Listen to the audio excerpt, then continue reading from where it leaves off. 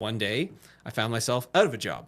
I was like devastated. I was like, what do I do? You got into corporate, left corporate, got into corporate, left corporate, got into corporate, left corporate. Me just not wanting to follow the rules or implement somebody else's vision. Everyone has fears in their life. Say yes to everything.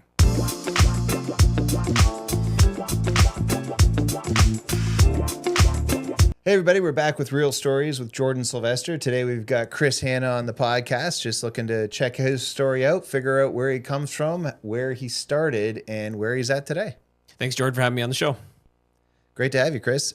So as I just said, can you give us more of a bird's eye view of your life, and then we can definitely get into kind of where you started, where you grew up, and where you're going. Sure. So for those who don't know me, Chris Hanna with All In Content. What we do is we specialize in helping businesses stand out consistently online. We do that through video primarily. So we're really focused on making video easy for businesses in the Windsor-Essex region in particular. I'm all in on the region in helping businesses show up. And so I've gone through my career and I've done a lot of different things that have led me to this, and I'm sure we'll get to that as part of the story. But it's been a fun journey, and I absolutely love what I do. Awesome, man. Yeah. So when we talk about All In Content as the end result of your life experience, again, how old are you? I'll be 41 this year. Yeah, same. I get there just a few minutes before you, I think. Yeah, the grays keep coming into the beard, getting tougher and tougher to get in and out of the vehicle. It's tough. It sucks getting old. Yeah, it's harder to recover. So again, 40 years of experience. So where did it all start? So I grew up in a small town. I kind of sound like almost like a John Mellencamp song, but I grew up in a small town of 300 people north of Stratford, almost a place where like everybody's related to everybody kind of thing. It's one of those things like I appreciate now living in a small town, but when I was a kid, I didn't. But living in a small town, I learned a lot. It was a small kind of rural farming community. I was never a farmer. No aspirations to be either. I think I'd be useless at it. But I learned a lot, and then I eventually went to school in St. Catharines, went to Brock University for business communications, and then from there, I've kind of lived in a lot of different places over the last 20 plus years. Wow, that's awesome, man. So you 300 people when you were a kid, then St. Catharines. What was that like? St. Catharines was a major change for me because I'd never been on a city bus before. I had no idea how to get off a city bus my first week. So I get on the bus, I kept hearing this dinging sound. I didn't know that people were pulling a string or pressing a button. So I missed my stop the first week. I rode the bus all around the city a couple of times because I didn't know how to get off. So it was a culture shock going from, again, small town kid to, St. Catharines, which is not really a massive city, but a lot bigger than what I was used to dealing with. I thought it was great, though, to move out, to go somewhere else. It was cool because it was in the Niagara region. Right. And, we'll probably get to that as well at some point. But like being in the Niagara region was fun because I was close to the, casino area. I liked being close to Toronto. I liked being able to go to, the lake and I could look across and I could see in a clear day. I could see the CN Tower, which, again, living in a small town, not used to seeing something big like that too, which is always kind of cool. So you could just say, if you want, for your first bus tour, it's a scenic tour of the city instead of you accidentally, more on purpose, just to see your whole bus route. To kind of know where the bus goes. Only problem with that is I went and got groceries and I loaded up all these groceries that I'm carrying around. And like first time having to buy groceries myself too when I moved out. I got them all strapped to my arms trying to carry them. So I got like 10 bags of groceries I'm carrying. The bags broke. Like I wish I was reality TV then. Right. Because to be able to hear and see how much of a chump I was and that I didn't know what the hell I was doing would have been pretty funny for people. Oh, that is one of the only things I think that's beneficial to our age is our youth is not on video, whereas today's youth don't get the same benefit. Everything's recorded, right? Oh, so yeah, absolutely. Completely different. I'm a little grateful for that. So you're in St. Catharines, small town, get to St. Catharines, finish your degree. What do you do after that? So when I was in school, like I said, I have a business communications degree. My goal was to be something that was like business related. And I kind of wanted sports related stuff. So I actually applied to work at Maple Leaf Sports Entertainment. I applied to work for the WWE, but they all had internships. Right. And they said they're all unpaid. And I was like, well, how do I work in Toronto unpaid for a year? And they said, well, hopefully you got family money that helps you. Well, I didn't have family money. Right. So I needed to do something. So I needed to get a job. And so at the time, my last year of university, I was a career advisor, was helping people find jobs. And this person I was working with said, "Hey, I just got this job with Enterprise Rent-A-Car. They've got a management trainee program. You're going to learn how to run a business. You're going to get maybe the opportunity to one day have your own branch. Why don't you apply?" And I'm like, I don't want to be in the car rental business. I have no interest in that. But I'm like, everyone kept saying the same thing. You can learn a lot, and you can learn how to, again, lead a branch, lead people. And I'm like, okay, well, I'll apply, but I'll still look for other jobs. So I applied, went through the interview process, and I ended up getting offered the job. And that's what I started as my first job out of university. I ended up being there for 4.5 years, become branch manager of the year, worked at 20% of the branches across southwestern Ontario, hired a ton of people, trained a lot of people, had a lot of success in the rental car industry until one day I found myself out of a job. But that was also, in retrospect, one of the best things that ever happened for me. Right. So when you look back, you're like, so the training. So when your friend said it's great opportunity for training, great opportunity to expand your skills, learn how to run a business, was he right? Absolutely. Like, I learned a ton, it's car rental, you're trying to help people. There's a high level of customer service that you're trying to do. Right. I'm working about 60 hours a week. We're picking people up, because that was what Enterprise did. They go pick you up. So you're driving a lot. But then you're also learning like how to sell, right? Like how to sell the collision damage waiver and the insurance, how to upgrade people from one car to the next car to a bigger car. And then also how to market. How to go and actually do old school marketing, where you're going and you're connecting with body shop managers or insurance adjusters and going and forming relationships. And I really learned early on the power of relationships, right, and how vital that was. And then when I eventually got promoted to managing my own stores and starting to take on some different territories, just like how important it is to learn and ask questions, but also figure out what's the right strategy to put in place to grow. Like when I went to Stratford, Ontario and managed that branch, I got to meet celebrities as well who rented from me. Like Justin Bieber came in and like they rented, he wasn't able to drive then, but his entourage rented vehicles. William Shatner rented from me. I rented for Jay Leno when I was in Niagara Falls. Wow. Like I rented to some cool people. And I learned about the importance of also having like the right type of stock, the right type of cars for your market, the right type of clientele, how to fire clients that maybe just aren't a right fit, how to find the right people, and how to do marketing. And it was cool. In Stratford, I went from a $450,000 a year branch to making it $1.1 million a year later and winning all these awards and becoming branch manager of the year. Like I learned a lot about business at an accelerated rate, very, very young, which was really cool. So Jay Leno's a big time car guy. Do you remember what he actually rented from you? No, that's going almost 20 years. But I remember we had to make sure it was like in pristine condition. It was probably like a big Yukon, like SUV style type of thing or something like that. Gotcha. Yeah, Jay likes his vehicles. That's right. And he was only in the vehicle like from his hotel to the casino. Right. For a show, was he doing the show? He was doing a show, yeah. Nice. And then for Bieber, I remember like we rented a big maybe Cadillac Escalade or something like that for him. And the vehicle was completely trashed after the fact. Like they partied, had a good time. He leaves a note for me, which I don't know if we'll be able to air this, but I will say it anyways. He leaves a note and says, "Dear rental car guy, can you return this shirt to Sears? I didn't pay for it." And I'm like, I'm not returning your shirt for you. That's hilarious. But then I'm watching the news last night and they show him wearing this shirt, and I got rid of the shirt, and someone's like, "Oh, you should have sold that on eBay or something." I'm like, no, not gonna do that. Right. But I learned a lot there. Yeah. So you got a lot of experience at Enterprise, and then you said you were let go. I was let go. Okay. 2 years. I became branch manager a year. 2.5 weeks later, I'm let go, and I was like devastated. I was like, what do I do? And I didn't know, do I go back into the car rental industry? That's all I knew. I really struggled with it. And I went about 8, maybe 9 months of not working full time. Okay. I went back to kind of my roots a little bit. I worked part-time at Future Shop, and I was selling TV. So I used to do that back in Zellers. If anybody watches this and knows what Zellers is all about, but I used to be in charge of the home theater department. Even in high school, like they said, we think that you should continue. You can run this department as a high school student. Right. They tried to convince me not to go to university when I was at Zellers. They wanted me to go to the management trainee program. They said, "You're going to make $100,000 a year. We're going to be able to compete with Walmart." And I said, "I don't think Zellers is going to be able to compete with Walmart." So I decided not to forego my education. Seems like a good idea. Yeah, definitely. So I go to Future Shop. I'm working there, but I'm trying to get something. And I applied for a lot of jobs, and I really like had almost like PTSD after getting fired. Sure. I was like, I'd go and I'd like, oh, this job reminds me of my rental car days. I don't think I can do it. So I got offered jobs and I turned them down. Eventually, after 9 months, my girlfriend at the time was like, you got to get a job full time. Like, you need to. So I got a job starting at the bottom of an IT company. And like, it was kind of in the contact center space, something I'd never done before. And it was hard. Okay. And I really struggled with it because I'm like, how do I go from, again, branch manager of the year, having control of my own territory and employees, to now starting at the bottom? So I had a bit of a panic attack.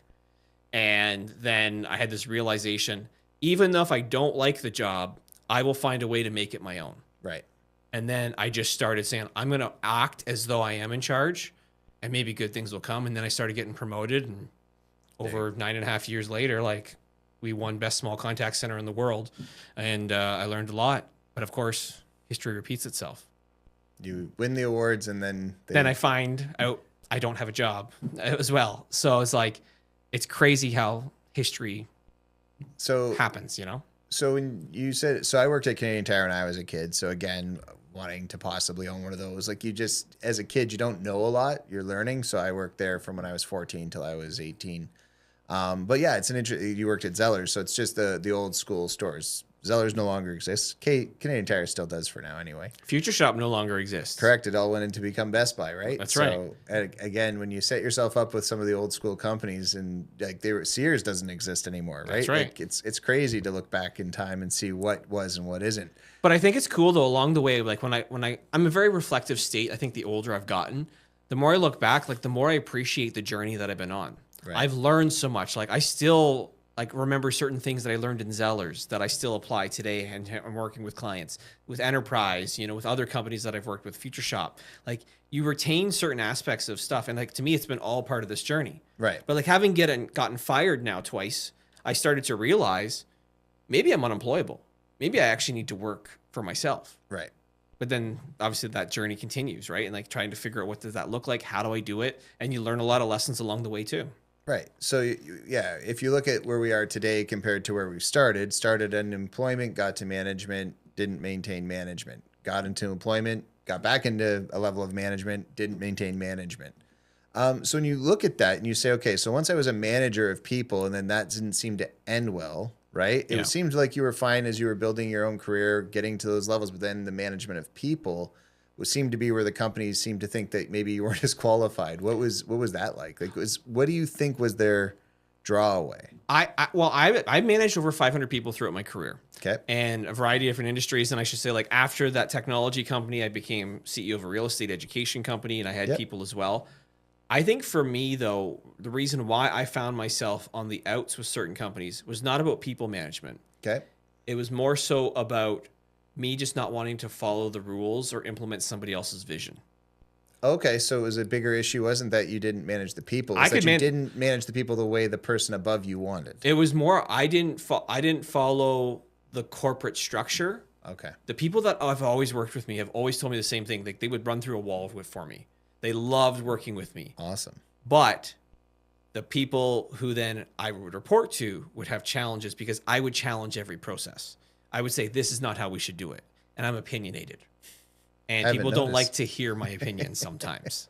So I'm not opinionated at all. So I don't know what that's like. Yeah, no, you're not. I didn't think that, like, for me, when I reflect back, it's probably because I just didn't fit within the corporate structure. I didn't follow the corporate rules. I didn't feel like I could be that guy. So to me, I feel like that's where things went kind of off the rails. So you got into corporate, left corporate, got into corporate, left corporate, got into corporate, left corporate, and that brings us to where you are now? That's right. Okay. So when you're looking at where you are now, so how many years was that over between when you started? So you left the small town. Yep. We go to St. Catharines. We're learning what a big city looks like. From St. Catharines, we finish school, we go to Enterprise. From Enterprise, we go to the next company, and today. How much time did we just cover? So we're talking almost like a 16 year period. So about 35, 36? Yeah, something like that, yeah. Okay, so then now we're 40. So in the last 4 years, which is where you've been running your own company, doing your own thing, building it basically from scratch. Right. what was the benefit of all of that 15 years that allowed you the opportunity, A, to see yourself as a business owner, and B, when you started compared to where you are, what is the weirdest thing that kind of has come up? Like, oh, I thought this is what that would look like compared to what is. So when I was in the corporate worlds in every place, I worked a lot of hours. Okay. But as a business owner, I work way more hours now. Right? Yeah. But here's the thing. I also find though, as a business owner, I have more freedom, more flexibility, and more fulfillment than ever. But I work now more than ever. Yeah. But I would never ever decide to go back to the employment route. Right. Like, to me, I've learned so much in a compressed span of time. Like, I feel like I've lived multiple lifetimes in the last, say, 4 or 5 years of running my own businesses versus the 15 plus years of working for other people. Right. I learned a lot and I appreciate everything I've learned, but I can't remember that Chris Hanna anymore. Okay. So far into the past now, based on the experience and hours. I was with my family recently on the weekend, and my grandma was like, "Hey, Chris, take a look through this photo album." And I'm like flipping through, and there's a couple pictures of me, and I'm looking, I'm like, I don't remember that kid, and I don't remember this teenager. I don't remember who I was because I've changed so much in 5 years. Awesome. And I continue to change. Like, every year, it's hard to look back. Like, on Facebook, it'll say like, memories. Oh, here's a memory. Yeah. Right. I'll get those, and I'm like, I don't know who that guy was. I don't remember that time. That's what I think, like, the power of like owning your own business and having, I guess, the speed in which you and I definitely operate on. Yep. It opens up more experiences for me than anything else. And like, I'm so grateful for this journey that I've been able to be on. Right. And so again, when you're looking at, so that's kind of what you were taught. So then what would be when you started this business and you looked at it and went, okay, I'm going to do this now, and where you are now, what would be the biggest difference between the theory and the reality? Well, I think the business model completely changed for me. Let's start there. Yep. So when I left, I was CEO of a real estate education company, and I left that to kind of strike out on my own. Yep. I started a hiring company first. Okay. I was going to hire for other small business owners who basically, they just, they don't want to do it themselves, or they don't have experience. Because again, I've hired 500 plus people throughout my career. And I started that, and I started getting clients, and, I started hiring for people. And then what happened is I didn't even think about what I'm currently doing now as a business. It wasn't until then someone's like, "Hey, I see you're pumping videos out on social media all the time. Can you help me?" And I'm like, "What do you mean? Like, can you record videos the same way that you're doing for yourself, but for me?" And I'm like, "Yeah, I guess I can." And so it was a roofing company, and I went to Kitchener-Waterloo, and I recorded with them for 3 days. I'm up on the roof. And then someone else saw those videos, and they said, "Hey, oh, can you do it for me too?" And then a bunch of people started doing it. And before I knew it, I was like, I went to start a hiring business, which has now turned into me actually doing content for other people. Mm-hmm. Because of something that, like, I just found that I love to do for fun. And it was a good way for me to get business. Right. That now turned into something where it's like, that's shifted my entire focus and model. So I don't do hiring anymore, and I focus just on the content creation side. Right. And now becoming like more full service across all of marketing and everything as well. And so to me, like, that's the big shift that's happened over these last couple of years, is that my model completely changed, and not out of intention. Wow. I didn't intend for it to happen. It just sort of, one day you woke up and somebody goes, "Hey, you want to try this?" You're like, "I guess, why not?" And you're like, I like doing it as a hobby. So then you have to do it for them and figure it out. And then all of a sudden now you are where you are. So it's interesting. You started with one idea using the skills you'd learned, and then ended up in a different world. Yeah. And it's like, I never thought I would go the direction that I've gone. Right. But I'm so glad that I did. Well, again, so when you're looking at, so for young people or new people who are just getting done with university, or even just about to go into university, what would be advice you'd give to them if you're looking back at 15, 16, 17-year-old Chris Hanna, small town boy, to where you are today? And like you've said, the experiences matter. All of those experiences help to create the guy. But if there was a cheat code, or if there was a something that you could say, "Hey, these are all the experiences, but here's a way maybe to learn what I did, or do some of these things to get you where you might want to be quicker," what would that advice be? Say yes to everything. Okay. Experience as much as you possibly can, because I think you can create this world for yourself the more that you do. So the more stuff that you do, the more you're going to find stuff that you don't like to do. So Right. you eliminate to create. And so, like, to me, it's like I'm constantly saying, "Yeah, I'll try that." People come to me all the time like, oh, can you do this type of video before? I said, I've never done it, but let's try. Right. Right. Let's try it. It's because the more I try something, the more I'm like, you know what? That is kind of cool. Maybe I want to go down that path. Like just being open and not closed off to things, I think is huge. Like the person, like I said, I was in university. He's like, oh, why don't you apply for enterprise? Well, I did. And if I didn't do that, I wouldn't be where I am here today. Right. Right? Like to me, it's all connected as part of this journey, but it's because I keep saying yes. I'm a person who likes to operate really fast, but I also make a ton of decisions. Right. And so if I'm given the opportunity to do something that I've never done before, I'm always going to say yes. And I think anybody who's young should say yes and experience as much as they can. And like you said, the experiences don't have to be positive. It doesn't always have to be that you're going to be in a scenario where, oh, this was this greatest decision I've ever made in my life. Sometimes it's like, actually, that was the worst decision I've ever made because it taught me something about what I don't want to do. It taught me where I don't want to go more than not knowing. Because like you said, and you went out to go hire people and now do social media content. Those are not the same thing. Your marketing. There's a similar skill set though. Yeah. I find because when I was hiring people, I had to interview people. Right. Now I interview people, but it just happens to be behind camera. Like you and I have recorded a lot of videos together. Yep. Where it's like I will just ask questions to you, and I can get prompts, given to you of like what to say and kind of coach you through the process. Yep. So I can use a lot of the skills that I've used before. Now I use in content creation. Right. But like to go back to your earlier point, like yes, you can have positive experiences by doing stuff, but you can have negative. Yep. I think it all works for you. Right. Me getting fired was the best thing that ever happened for me. Right. It didn't happen to me, it happened for me because it actually opened my eyes to the idea that maybe I can't work for other people. Right. And that's okay. I'm cool with that. Yeah. Well, I had to learn that lesson. It took me 15 years. I was always wondering, why was I miserable working for other people? It's because I'm probably not meant to do so. Right. So then you spend your life looking at it going, oh, if I would have learned this sooner. But again, experience through each of those businesses taught you, met people, you connected to people, you meet the roofer. How did you get connected to the roofer? Did you just see your content? So he knew me through the real estate education company. He was one of the students of it. So the connections. And so the connections, right? But like the reason I got that real estate opportunity, running that company was because I had started to try and build my own personal brand through content creation. I got to go speak on stages. Like I was doing that as a side hustle before as well. Right. And so it's like just being open for opportunities creates other opportunities. So when you talk about going on stage, a lot of people like, what's the number one fear? It's right. It's performing in front of others, right? It's getting on stage. That, though. Well, what's interesting though is so you love it. So what would be, I guess the better question then might be, what is the fear? So everyone has fears in their life. And so when you're looking back over your life and you say, okay, I was happy to be on stage. Where did the fear show up then? You said yes to a lot. I say yes to a lot. I think there's always a fear of not making it. Okay.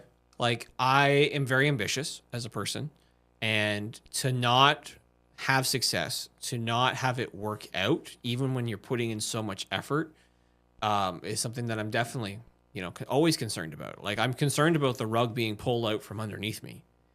But then I have to try and shift my mindset and realize, you know what? Can't have a scarcity mindset. There's more than enough business out there. There's more than enough ways to make money. Right. I think I call it there's an employee mindset and there's an owner mindset. Yep. And so it's hard to sometimes not slip back into the employee mindset where you feel like you don't have control. Right. That's my big fear, is not having control. So you're looking at your business and structure. So what do you use in your world now to say, okay, even though we only can control what's in front of us. We can't control other people. We can't control current climate, circumstances, politics, any of those things. When you're looking at it and saying, all right, what can I control? What are the systems or models you use in your business right now to help you maintain that focus when the fear does appear? Because whatever fear you have, sometimes it shows up. What is your best remedy to just remind that fear, nah, you don't matter? So this is like, it's not really a system per se, but I'd say it's like a practice that I kind of follow that helps. Yep. Every time I disappear, and by that I mean like go away on a vacation, go away on a trip, yep, I come back busier than ever. And so I just recently was away in Vegas. Yep. I disappeared, and now this is the first week back. It's absolute chaos for me because everyone seems to want my attention. So to me, it's like to remind myself that there's more than enough business out there is to become scarce. to actually not be around. And then I get a chance to reset when I get away. Right. So I've now gotten myself to a point where it's like, I want to set as a best practice for myself that every 3 to 4 months, I can go and reset somewhere. Right. I can sit there and like get focused and slip away, because when I slip away, I come back busier than ever. Yeah, there's a saying in real estate, of course, where if you book a vacation, just expect that every client's going to call you the day you're leaving, and they're going to need you. Because if you don't, the phone doesn't ring. The moment you book your next vacation, the phone rings. And it's probably two things. One, you're talking about going away, so people start to feel a level of urgency, right? When you're going away, the clients or people who want to work with you feel a level of urgency. It's funny how that works when you're not available. When you are available, you're like, I've been here the whole time. And you're like, yeah, well, I thought you would always be there. And then all of a sudden you're like, I'm going away. I'll talk to you in 2 weeks. They're like, wait, I need to talk to you right now. It's a funny way the human brain operates, yet it's just psychology. It's entertaining to me too at the same time, although stressful too. When you're trying to fulfill everything, right? Yeah. But like since we've been talking here, I already know my watch has gone off twice because there's people who are wanting to talk to me. Right. And it's because I've been gone for a week. Yep.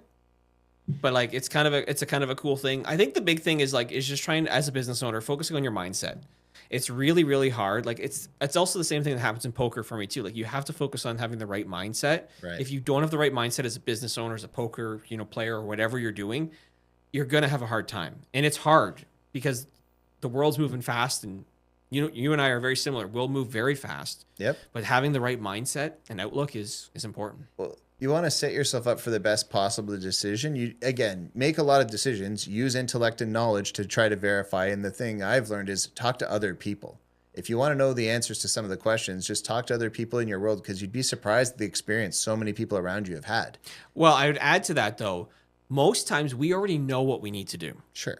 Sometimes it's just like talking to other people just reminds you, it's like, you got to hear it from somebody else. You're like, okay, Jordan, yeah, you're right. Like I probably should have just done it this way. Or yeah, that's the right decision to make, right? You know internally what you need to do. Right. Your gut, like trusting your gut and your instinct is the best, right? But we sometimes question it, but talking to somebody else can help. Right. Yeah, no, that's awesome, man. So as you're looking forward to the next iteration of Chris Hanna and All In Content, what would you want to leave with people as like, hey guys, this is who I've been, this is where I've come from, this is where I'm going, and this is what I hope to see in the future? So when I went away at the beginning of this year, I had mapped out what's my next 5 years look like for the company. And so I knew like there's new divisions that we're launching. We have launched some that we've kind of, got on the back burner. So we're looking to really take our business to the next level. So it's more, not just video, it's more full service across the board. One thing that has really been something I've wrestled with is the idea of, can I expand beyond Windsor-Essex? Okay. Or can I take it, elsewhere? And so that is a question I'm still trying to kind of work through. But like, I love supporting this region so much. There's more than enough business here. There's more than enough people. When I mention people, it's also bringing new people on. Like we just, hired a new employee as well, this week, who's on the other side of the camera that you can't see at this moment, who's learning and training. But to me, that's a cool thing as we grow and expand and help give other opportunities for people. Yeah. Like it was a really, really hard process going through and hiring. Right. Like my wife was already part of the business. I've had other assistants. I've had video editors. I've had people kind of work. But going through and hiring, there's a lot of amazing talent in this region too. Right. And so I was like, wow, this is really like a cool process. But like to say like, as where we go next is we give more opportunities for more people to help. Because it's a cool creative space. I'm having some conversations with some other competitors to mine about coming together and creating some networking events and opportunities for creative people so they can share and they can kind of create a community as well. Awesome. We've got the partnership with the Windsor-Essex Regional Chamber of Commerce. So we've got some cool events that we're also looking to do and some opportunities there as well. Here we are in this podcast studio, I should also talk about, where it's like getting to produce, podcasts like this that you're doing and helping other people share their story. I think it's been pretty awesome as well. Looking forward to doing more of that. Beautiful. So if people are looking for you, where can they find you? They can find me at allincontent.ca. That's our website. You can find me on all social media channels. ChrisHanna.ca has got a mix of kind of some of the other companies and some of the stuff that I do from a personal, I'd say, entrepreneurship and kind of coaching side. I've really come to believe that, more and more people need to kind of bet on themselves and go all in. And so I've started to pivot some of the coaching that I used to do on leadership now to focusing on entrepreneurs. I'm helping people fire their boss and ultimately bet on themselves. So there's more content and more stuff and resources around that we're starting to do as well. Awesome, man. Yeah. So again, one last piece of advice. So the last thing, if you could go back in time, there's all these stupid quotes, but my favorite thing is just, it's like, if I would have just known this one piece, what would that be? Or what would I tell, your kid, or what would you tell your nephews or your nieces if you could give them a piece of advice at 18 that they'd actually listen to? They'd actually like take to heart, not just, oh, that's just, an old man telling me this. What would that piece of advice be? So I talked earlier about your gut, right? Yep. I think trusting your gut is so important. Trusting your instinct. When something doesn't feel right, lean into it. But more importantly, when you have a strong belief that this is the path that you should go on, this is something that you should do or you want to do with all the conviction that you have in your body, embrace it. Go all in. Go all in. That's what I think is the most important advice I would give. Well, I'd like to thank Chris Hanna for coming on Real Stories today. We'd love to have you back again. I look forward to more communication around that. And thanks everyone for listening. We'll see you guys next time on Real Stories with Jordan.